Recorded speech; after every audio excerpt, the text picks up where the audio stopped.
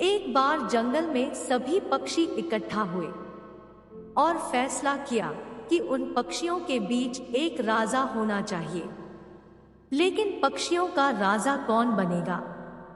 तब मैना को एक विचार आया।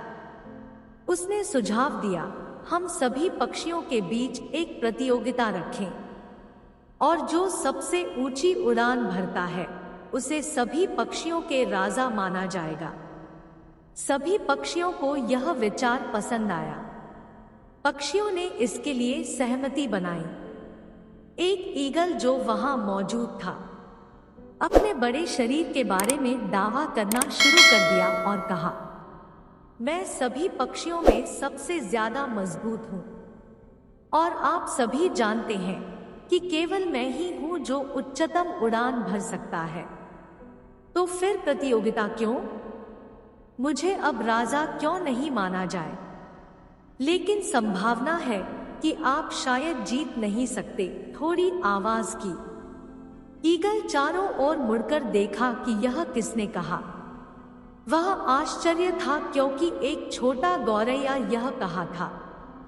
मजाकिया स्वर में ईगल ने कहा, अरे मुझे कौन हरा रहे हैं आप? गौरैया ने कुछ नहीं कहा। बाद में सभी पक्षी प्रतियोगिता के लिए तैयार हो गया।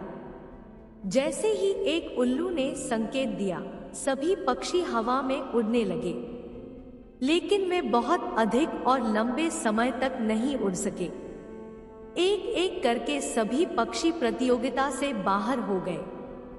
केवल ईगल ऊंचाई में उड़ रहा था, हमेशा की तरह। फिर ईगल ने नीचे देखा कि सभी पक्षियों ने हार मान ली है। उन्होंने कहा, मैं तो पहले ही कहा था, केवल मैं ही हूं जो सबसे ऊंची उड़ान भर सकता है। अब आप सभी सहमत हैं कि मैं पक्षियों का राजा हूं। ईगल को पता नहीं था कि नन्हा गौरैया उनकी पंखों के नीचे उड़ रहा है। जिस क्षण उसने रुका, नन्हा गौरैया बाहर निकल गया। वह ईगल के सिर के ठीक ऊपर उड़ गया और चिल्लाया, नहीं नहीं मिस्टर ईगल भाई, मैं सभी पक्षियों का राजा हूं। देखो मैं तुमसे ज्यादा ऊंचाई पर हूं। सभी पक्षी गौरैया से सहमत थे। किसी भी मामले में गर्वित ईगल को प्रतियोगिता में हारता हुआ देखकर सभी खुश थे। फिर सभी पक्षियों ने ईगल को अपना राजा चुना। शिक्षा, अगर कुछ कार्य आपकी क्षमता से अधिक मजबूत है तो इसका मतलब यह नहीं है आपको कोशिश करने से पहले छोड़ देना चाहिए। इसके बजाय आपको सोच समझकर कोशिश करनी चाहिए।